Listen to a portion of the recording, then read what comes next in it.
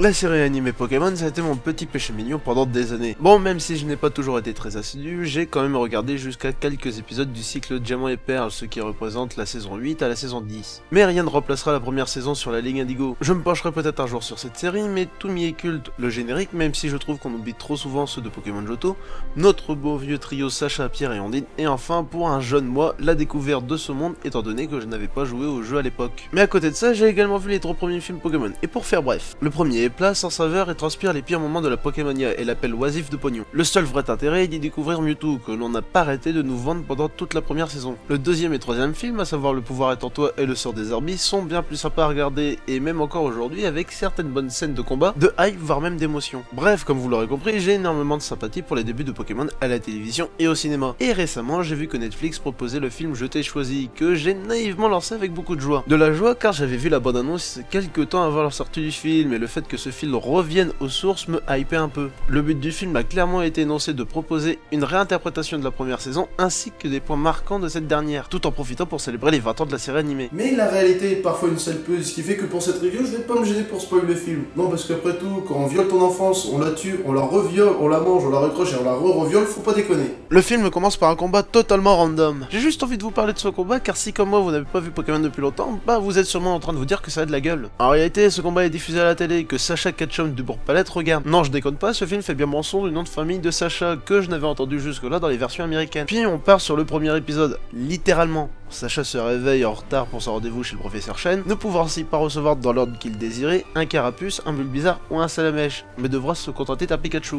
D'ailleurs, pour rappel, Pikachu ne ressemblait pas à ça à la base et était bien plus gros. Après, vous connaissez la chanson, ce Pikachu est une véritable tête de mule qui refuse de rentrer dans sa Pokéball ou d'aider Sacha à capturer un Roucoule ou un Piafabec, et en profite même pour se moquer de lui. Le Piafabec, pensant qu'il est le sujet de moquerie de Pikachu, va ramener tous ses scraps pour lui péter la gueule. Nos deux héros vont s'enfuir, Pikachu va se rendre compte que Sacha est quelqu'un de courageux avec beaucoup de cœur et décidera de le sauver en lançant une attaque surpuissante. C'est alors qu'apparaît Ho-Oh, le Pokémon légendaire, et va faire tomber l'élément scénaristique qui va nous sortir de ce mauvais copier-coller du premier épisode et enfin lancer le film. Enfin pas tout à fait, car d'abord on se tape un remix du premier générique où il ne s'y passe pas grand chose d'exceptionnel si ce n'est la capture de Chenipan. Je me demande vraiment ce qui pourrait arriver à ce Chenipan.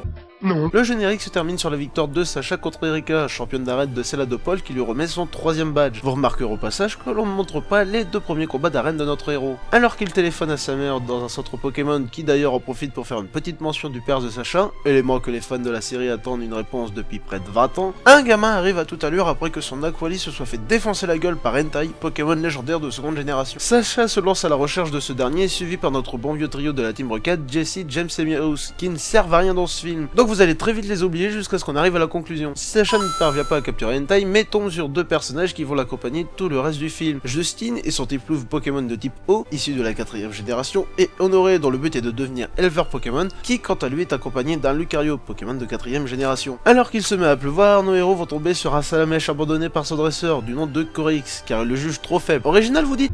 Non. Non, pas du tout, effectivement, car elle fait écho à Paul des saisons Diamant et Perle et à la relation qu'il avait avec son Wistikram, qu'il a abandonné le jugeant trop faible. Bref, Sacha va alors soigner ce Salamèche, qui bien évidemment va rejoindre son équipe par la suite. Mais pendant la nuit, Entei va repasser faire un petit coucou, et c'est alors qu'Honoré va raconter la légende liant les Pokémon légendaires Entei, Raku et Succune à Ho-Oh. Sacha en profite alors pour montrer sa plume et Honoré nous apprend qu'il s'agit de l'arc-en-ciel. Ah, Pokémon était jeu de mots pourri. Et que toute personne la recevant devient les héros arc-en-ciel que Ho-Oh juge digne de pouvoir combattre. Mais attention, les personnes au cœur de pierre peuvent faire perdre ses couleurs à la plume et ainsi créer une véritable catastrophe. Puis durant leur voyage, il va se passer un tas de trucs. Chenipan va évoluer en Crésacier, Salamèche en Reptacel, et un Reptacel différent de l'animé puisque celui-ci obéit à Sacha, et que Justine va aussi croiser Succune. Et tous ces abonnements qui de prime abord semblent importants se passent à une telle vitesse qu'on s'en bat les couilles. Au mieux tu vas lâcher un ok c'est cool que tu seras déjà passé à l'élément suivant. Bref, par la suite, Sacha va retrouver Corix, qui voudra le défier à l'aide de son fil Inferno, Pokémon de 7ème génération que vous connaissez peut-être pour sa présence dans le dernier Smash Bros.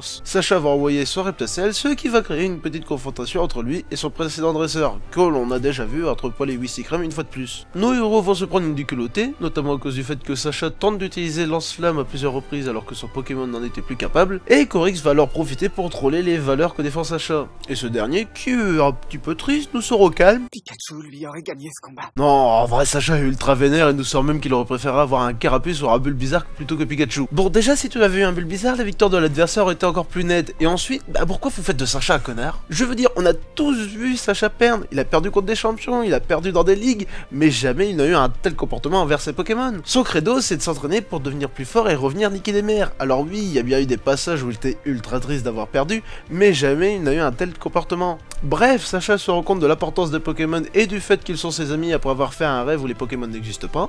Ensuite, nouvel enchaînement d'événements à vitesse grand V, avec Chrysacier qui évolue en Papillusion. Puis, genre 30 secondes après, elle s'en va à Papillusion rose à Rapace de Pique, il tombe amoureux, et du coup, ils en va fonder une petite famille, trouver un boulot stable et acheter une petite maison avec un jardin pour que ses futurs gosses puissent s'amuser. Alors que Sacha et Pikachu, en pleurs, lui disent au revoir tout en sachant qu'ils seront toujours des amis.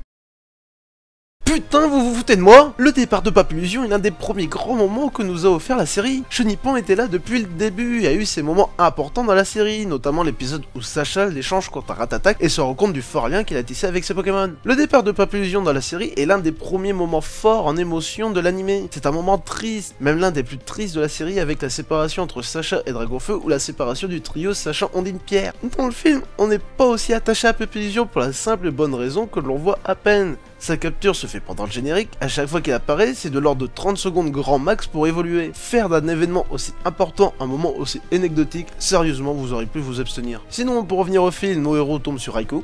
Voilà, c'est tout, merci d'être passé. Et en approchant du but, ils tombent sur Bonji, un chercheur qui a consacré sa vie à Ho et dont la casquette me fait bizarrement penser à celle de Red dans les premiers Artoirs. Puis arrive Corix, qui souhaite de récupérer l'arc-en-ciel de Sacha parce que lui aussi il a rencontré Ho, mais il n'a pas eu de plume. Sardec, tu t'es pas dit que c'était parce que t'étais un connard peut-être? Bon, Sacha fait appel à Reptincelle, qui évolue en Dragofeu pour battre Félinferno d'une manière similaire à son combat contre Magmar dans la série. Mais au final, Corix récupère quand même la plume. Utilité du combat, 0. Non, parce que voilà, c'était l'occasion de faire évoluer notre antagoniste. Sur plusieurs, merde, je me prends pas bien avec mes Pokémon, pourquoi pas prendre l'exemple sur Sacha? Mais non, pas du tout, ici c'est juste pour faire évoluer Reptincelle, alors que depuis le début du film, on a juste des évolutions lors d'événements vite faits et complètement random. Bref, au contact de Corix, l'arc-en-ciel perd évidemment de ses couleurs et devient noir, ce qui fait que Marshado, Pokémon fabuleux, une sous-catégorie des Pokémon légendaires et qui suit Sacha depuis une bonne partie de l'aventure, a pour but que si un dresseur aux mauvaises intentions tente d'appeler Ho, il doit s'occuper de régler le problème. Bref, il veut buter tout le monde et ceci en prenant le contrôle des Pokémon sauvages présents sur les lieux. Le combat ne se passe pas bien et nos héros sont en difficulté, notamment Sacha qui est bloqué sur le bord d'un rocher. Et pour faire écho au début du film, Sacha demande à Pikachu de rentrer dans sa Pokéball afin qu'il puisse se protéger. Et arrive l'ultime affront du film.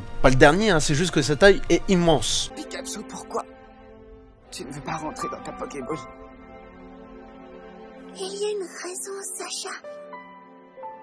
C'est parce que je veux toujours être avec toi pour t'aider. Pikachu. Vous venez sérieusement de faire parler Pikachu? Où est le putain d'intérêt d'avoir fait parler Pikachu? Est-ce que c'est pour nous expliquer une chose que tout le monde sait? Ou pour nous laisser supposer que si Sacha s'en sort aussi bien avec ses Pokémon, c'est parce qu'il les comprend? Mais du coup, est-ce que ça veut dire que tous les dresseurs arrivent à comprendre leurs Pokémon? Ou est-ce que c'est seulement si tu les aimes beaucoup que tu arrives à les comprendre? Putain, ça n'a pas de sens! Et ça, ce n'est pas pour nous faire comprendre à nous, spectateurs, quelle est la pensée et les paroles du Pokémon. Bon, déjà parce que Sacha réagit aux paroles de Pikachu, et de deux, dans la série, non parce que apparemment vous étiez censé rendre hommage à ses 20 ans d'existence, ou dans certains courts-métrages, on a déjà eu des moments où il n'y avait que des Pokémon. Mais jamais, au grand jamais, on nous expliquait la signification derrière les mots Pika Pika. Sauf qu'il y avait Mouse, mais là c'était logique. Bon, pour continuer et presque finir de chier sur la série, les Pokémon sauvages lancent une attaque combinée et Pikachu rentre temporairement dans sa Pokéball. Bon, déjà c'est la première fois en 20 ans que ça arrive, et pendant ce temps, Sacha reste devant et se prend l'attaque en pleine poire. Et quand notre petite souris électrique sort, oh, quelle surprise, Sacha est mort, et son corps disparaît petit à petit. Mais pas d'inquiétude les enfants, car quand un Pokémon pleure très fort, Sacha revient à la vie. Alors, dans le premier film c'était déjà une idée de merde, mais au moins le corps était présent. Là non, c'est carrément son âme qui revient dans ses os avec en prime son corps. Vous savez que Deus Ex Machina c'est pas obligé d'être utilisé n'importe comment. Mais voilà, le calme est revenu, Ho apparaît pour combattre Sacha dans un combat qui ne sera même pas montré, et les trois héros du film se séparent. Et c'est la fin. Enfin, pas tout à fait quand on aperçoit les personnages qui ont accompagné Sacha durant les 19 premières saisons, dont Ondine et Pierre, ainsi que ce qui arrive aux différents personnages du film, notamment Honoré qui rencontre Articodin. Ah ouais, quand même. Et pour finir, on aperçoit Sacha et Pikachu prêts à combattre Scarino, qui est le premier Pokémon que capture Sacha lors de son arrivée à Johto, toujours suivi par la Team Rocket évidemment. Bon alors, ce film, bon vous l'aurez compris, je le trouve complètement raté, mais avant d'aller plus en détail, on va quand même s'attarder sur les points positifs. Tout d'abord, graphiquement, ça a une putain de gueule. Bon, certes, j'ai déjà dit, mais ça doit bien faire 10 ans que je n'ai pas vu ce que propose la série Pokémon. Je n'ai pas de point de comparaison pour savoir si c'est une qualité propre au film ou non, excepté le parti pris artistique pris dans les saisons Soleil et Lune que j'ai pu voir en faisant mes recherches.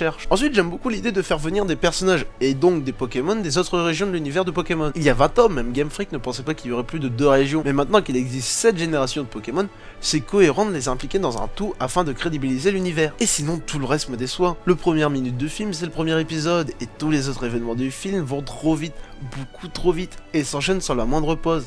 À aucun moment ça n'est marquant. Faut bien se dire une chose, c'est que j'ai écrit cette vidéo 3 jours après avoir visionné le film, et j'étais complètement paumé quand il s'agissait de retranscrire les événements dans l'ordre. Et ceci desservit les personnages secondaires que sont Justine et Honoré. Car voilà, les personnages ont tous deux un passé et un but. Mais le film va tellement vite qu'il n'a pas le temps de développer ses personnages. Et au final, je n'ai jamais eu l'impression de les voir évoluer au cours du film. Ce qui est un peu paradoxal parce que c'est un film Pokémon quoi. Ouais, je suis fier de ma blague. Si c'était pour mettre des personnages dont même les gars derrière le film s'en foutent, pourquoi vous ne avez pas mis Ondine et Pierre? Pourquoi ne pas nous avoir fait vivre une ultime aventure avec cet iconique trio que l'on connaît par cœur? De un, ça aurait été dans le sens de vouloir faire un max de fanservice. Non parce que faire apparaître autant de Pokémon légendaires à l'écran pour si peu, ou la Team Rocket pour les envoyer 3 fois voler vers d'autres cieux, on voit un peu beaucoup la démarche. Et de deux, ça aurait permis de remplir l'objectif de rendre hommage à la série. Non parce qu'à part copier-coller le premier épisode, la scène avec Salamèche ou le départ de Papillusion qui a été complètement souillé si je dois le rappeler, il n'y a aucun autre moment qui rend hommage à la série. Même pire, ce film desservit totalement la série. Normalement, il serait de bon usage de vous conseiller de voir ce film et de vous forger votre propre opinion. Mais si vous êtes comme moi et que vous avez grandi avec Pokémon durant votre tendre jeunesse, ne regardez pas ce film. Ce film a ruiné les bons souvenirs que j'avais pu avoir étant gamin. Et ces souvenirs que vous avez ne méritent pas que vous perdez 1h30 de votre temps. Et surtout parce que c'est un bon film de merde. Voilà, c'est la fin de cette vidéo, j'espère qu'elle vous a plu. N'hésitez pas à laisser un commentaire pour donner votre avis sur le sujet, à mettre un petit pouce bleu, à partager la vidéo sur les réseaux sociaux afin d'aider la chaîne et à vous abonner pour ne pas rater les prochaines vidéos. Allez, salut tout le monde.